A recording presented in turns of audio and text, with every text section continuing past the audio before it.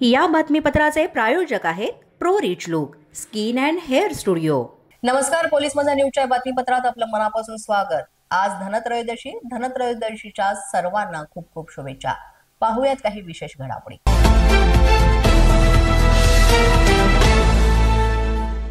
बीडमध्ये शिवसेना शिंदे गटातर्फे नागरिकांना दिवाळीच्या औचित्यावर किटचं वाटप करण्यात आलेलं आहे। यामध्ये बीड तालुक्यातील इमामपूर भागातील पूरग्रस्तांसह ऊसतोड मजूर आणि शेतकऱ्यांना दिवाळी निमित्त किराणा किटचं वाटप देण्यात आलंय।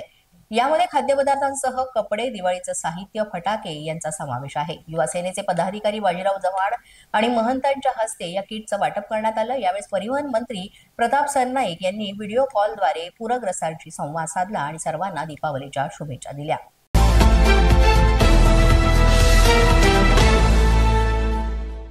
पिंपरी चिंचवड महापालिकेच्या बालेकरवाडी येथील महापालिकेच्या शाळेमध्ये अतिशय घृणास्पद प्रकार झालेला आहे। इथं चौथीत शिकणाऱ्या विद्यार्थिनीसोबत वर्ग शिक्षकानंच अश्लील वर्तन केल्याचा धक्कादायक प्रकार उघडकीस आलाय।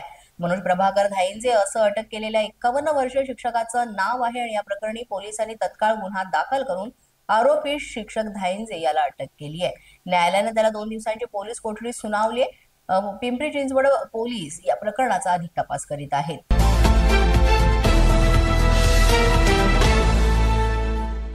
छत्रपती संभाजीनगरमध्ये गफार पठाण यानं बोगस जात प्रमाणपत्राचा वापर करून पोलिसांची नोकरी मिळवली होती। बोगस जात प्रमाणपत्र वापरणाऱ्या या पोलिसाविरोधात गुन्हा दाखल झालेला आहे आणि दक्षता समितीच्या चौकशीत जात प्रमाणपत्रावर खाडाखोड केल्याचं देखील समोर आलेलं आहे। त्यामुळे आता गफार पठाणसाठी ही बाब अतिशय गंभीर बनली आहे।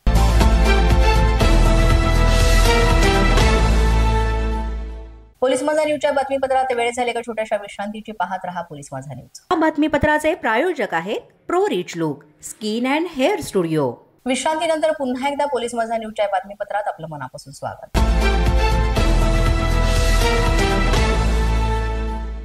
छत्रपती संभाजीनगर शहरातील ऐतिहासिक वारसा स्थळांचं नव्यानं सर्वेक्षण करण्यात येणार आहे। स्मार्ट सिटी कार्यालयात झालेल्या हेरिटेज कमिटीच्या बैठकीत हा महत्त्वपूर्ण निर्णय घेण्यात आलेला आहे। सध्या शहरामध्ये जवळपास 300 वारसा स्थळांची नोंद आहे। मात्र नव्यानं स्थळांची पाहणी करून त्यांची यामध्ये नोंद करण्यात येणार आहे। यामध्ये छायाचित्रण, डिजिटल मॅपद्वारे ही माहिती सगळी तयार केली जाणार आहे।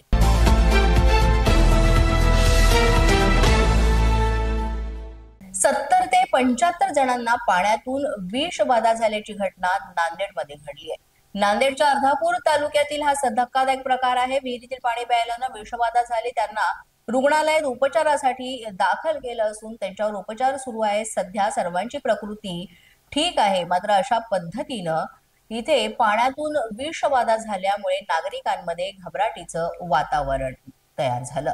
जे जिल्हा अधिकारी आहेत, आरोग्य अधिकारी डॉक्टर संगीता देशमुख यांनी या वेळेस पाहणी केली आणि याची माहिती दिली। पोलीस माझा न्यूजच्या बातमीपत्रात आज इतकंच। तुम्हाला आमचं बातमीपत्र कसं वाटतंय याबाबत अवश्य अभिप्राय कळवा। यासाठी पोलीस माझा न्यूजचं YouTube चॅनल सबस्क्राईब करा। तसंच आमचं फेसबुक, इंस्टाग्राम आणि ट्विटर अकाउंट फॉलो करा। अधिक माहितीसाठी आमच्या www.policemazanews.com या वेबसाईटला भेट द्या। आमचे अधिकृत प्रतिनिधी व्हायचं असेल तर स्क्रीनवर दिलेल्या क्रमांकांवर आजच संपर्क साधा। आजच्या बातमीपत्रात इतकंच। पुन्हा भेटूया पुढील बातमीपत्रात। तोपर्यंत पाहत रहा पोलीस माझा न्यूज।